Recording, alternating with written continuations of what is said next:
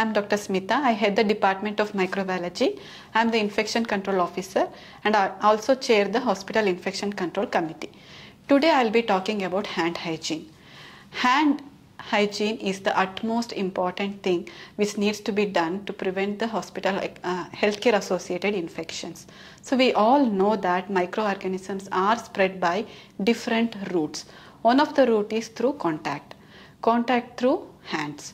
So hands are the major carriers of microorganisms from one patient to another patient. So when we touch the patients or their surroundings, these microorganisms come into our hands and then we can give it or transfer it to some other patient who can develop infection because of that. So these are called hospital acquired infections. So what can be done to prevent that?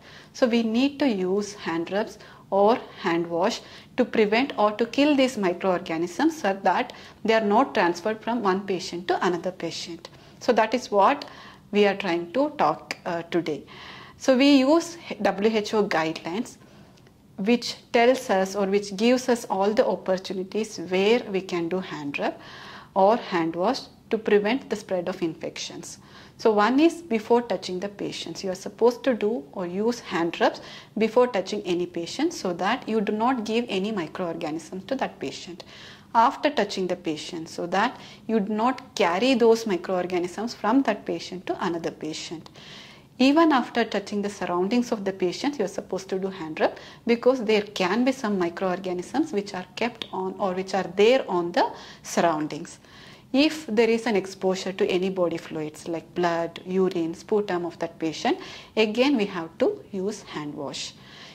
Before doing any aseptic procedure, for example, giving an IV injection or collecting blood sample, any of these procedures, we are supposed to do hand wash or hand hygiene. So you can either use hand rub or you can use soap and water to clean your hands. So when are you supposed to use hand wash? That is using soap and water. When your hands are visibly dirty.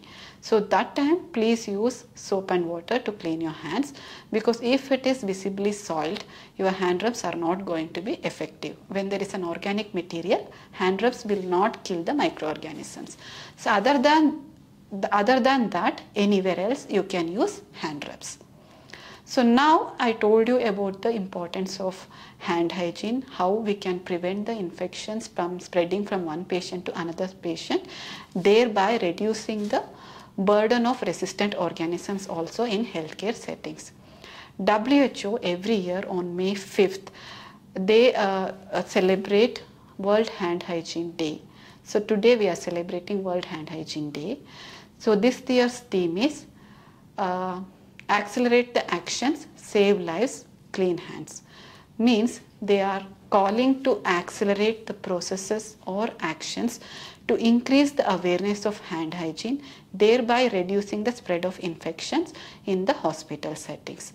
So let us all come together to increase awareness among our healthcare staffs to reduce the spread of infections. We in Shankara Cancer Hospital, basically we cater a lot of immunocompromised patients whose immunity is very, very low to fight against any of these microorganisms. So our main goal is to encourage all the healthcare staffs, that is doctors, nurses, supporting staff, to use hand hygiene so that they can prevent these infections in our hospitals. Thank you.